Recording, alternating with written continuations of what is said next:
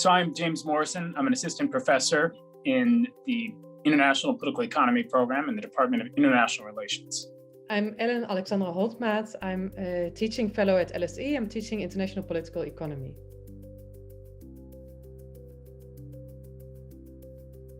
So my research is on what's sometimes called historical international political economy. And by this, I mean we study the overall history, the evolution of the global political and economic order across the last several centuries. As a substantive matter, I'm very interested in the international financial system, but I've also worked a lot on international trade.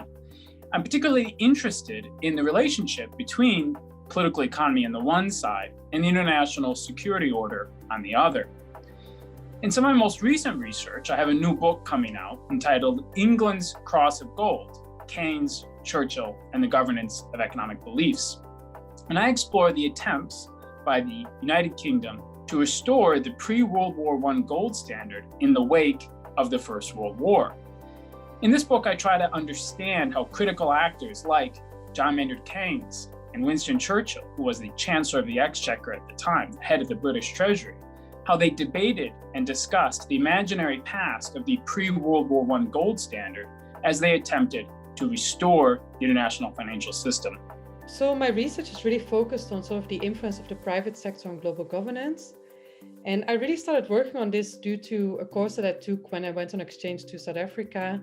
And that really sparked my interest to sort of look at international political economy, where you really look at, it's actually about these economic interests that then determine global regulations that then determine the possibilities for development that different countries have. And so to look at a specific instance where you can really see how the interests of international business determine regulations and how regulations then determine the possibilities for actors in developing countries, for example, to make a better living, etc.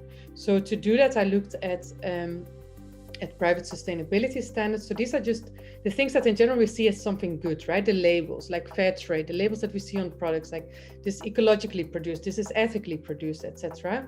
But I looked at, okay, so who is setting those standards? So these are often NGOs, that's one way, but there are also often businesses behind setting these standards. And so with what interest are these standards being set, and how do they determine who can actually export their products and who can't, and what sort of changes do they need to make, and who is better off after making those changes and who is worse off? So I looked in particular then at private sustainability standards in the field of flowers, so cut flowers. I'm Dutch, and the Netherlands trades a lot in flowers. We have a big flower auction in the Netherlands, but many cut flowers come actually from Kenya. And so I looked at, okay, there's standards that are being set in the Netherlands, and they are standards that are also that businesses in Kenya have to live up to. What is the impact of these standards on these producers, and with what interest are these standards actually being set, and how does it influence who grows big in those countries, right? Because these are often the bigger farms that are at a better position to get certified, then they are at a better position to export as well. So sort of how do these standards then influence the opportunities of producers in developing countries?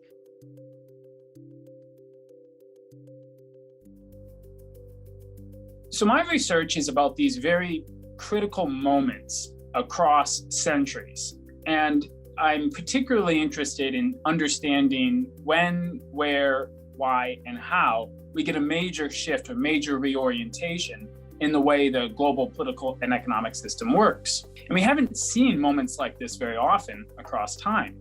So my research tries to distill lessons from these critical moments, these rare but really important moments, and offer some advice or some guidance to policymakers about the mistakes that are often made in these dangerous periods of transition, and hopefully offer some insight into how to maintain stability and perhaps allow for the rise of new powers without the same kind of perilous dynamics that lead to outright violence and disorder.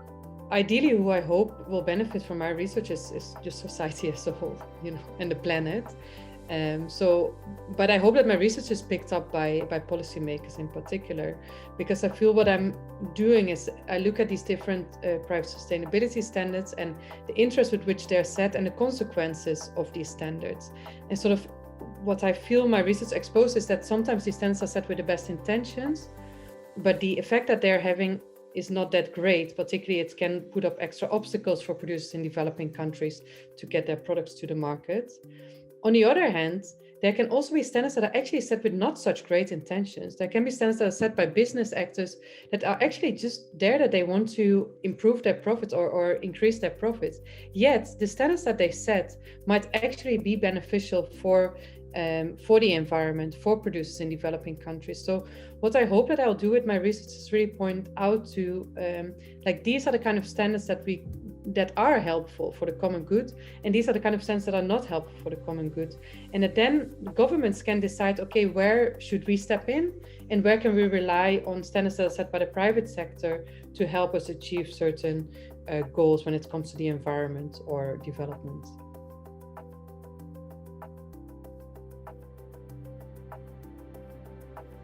So I often give the standard definition of international political economy is the study of the interaction between states and markets in an international or global context. And I think that that's a useful way to think about it. And it's particularly useful because it becomes increasingly difficult to know where politics ends and where the market begins, or indeed where the market ends and where politics begins. We have all kinds of instances of multinational corporations, non-governmental organizations more broadly, even today, that are essentially making policy. Mark Zuckerberg, Tim Cook, essentially behaving as political actors, whether they desire to or not. And similarly, we have massive multinational entities that are backed by states, supported by states, that are behaving like market actors, but obviously with a very strong political basis. Think of US multinationals across the centuries, United Fruit, Standard Oil, and so on. Or think today in China of the state-owned enterprises. So we always have this blurriness between states and markets. And one of the great things about our field of international political economy is that we talk about that in a direct, explicit way. We welcome all comers. Anybody who's interested in studying this in this kind of open-ended, broad-minded way is welcome. And so we get people working on cutting-edge contemporary topics, the way that Ellen is working on, global business, influencing the state, and so on. And then even people like me who do more historical topics, great power transitions across time, and always trying to think about how the politics and how the economics interact across the global stage.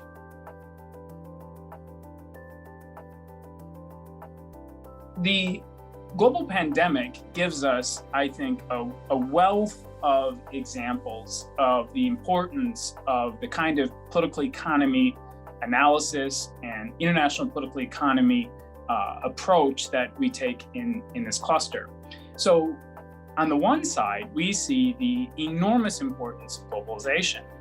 All these deeply intertwined markets ensures that a global pathogen can spread like contagion, like wildfire from one market to the next.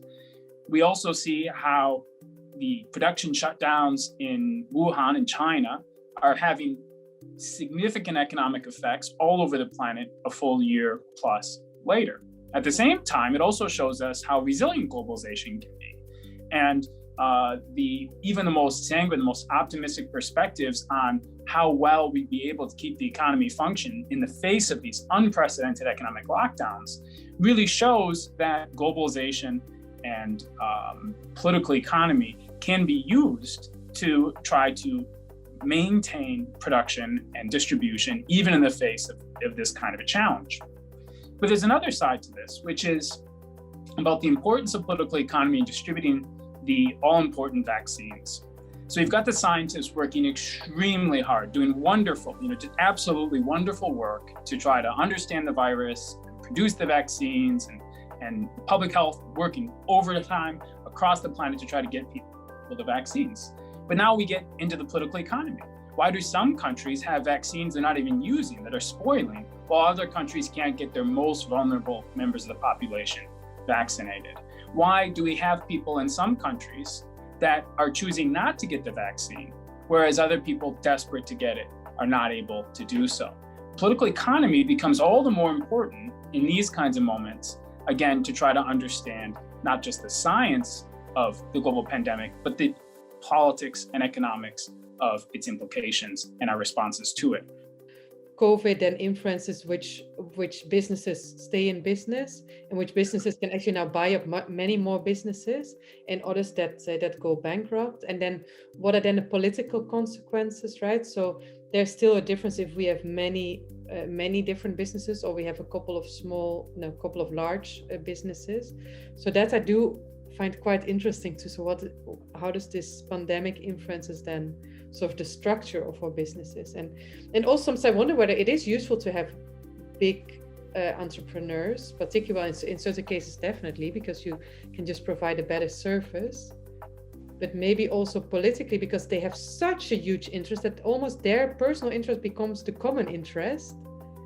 So I really wonder one of the dynamics there. So these I just find interesting. Well, I'm an American, and originally, and one of the cases I've done research on is the American Revolutionary War, but not exclusively from the American perspective, but from the perspective of particularly the British Parliament and elite figures within Parliament, the Earl of Shelburne, the Prime Minister during part of the American Revolutionary War, and how they saw this. One of the things that we sometimes forget is that the British imperial system was largely run by and for multinational enterprises. All that tea they dumped in the harbor in Boston was the British East India Company's tea. And in fact, the decision to unload the tea was partly about the British government trying to give a helping hand to one of the multinational corporations. That's hundreds of years ago. But during the First World War, the Bank of England, which had been founded in 1694, was still, during the First World War, a private entity. And it was managing the debt of the British Empire, making handsome profits as a result, and paying dividends to shareholders. We've got conscription. We've got men, essentially, because it was a male conscription, being sent across the channel to fight and die. People, millions of people from all across the empire, from India, South Asia, New Zealand, Australia, Africa, all across the empire to go and fight. And here's the Bank of England collecting profits off of the government's ballooning debt and then paying it to shareholders. It's one of these kinds of challenges. On the one hand, this, in the first instance, it makes me horrified to think that that's the case. On the other hand, it was only because the Bank of England existed and had this extensive financial system in place that the UK was able to advance in these ways. Yeah. The difference between public and private is never as tidy as we'd like to think. Yeah.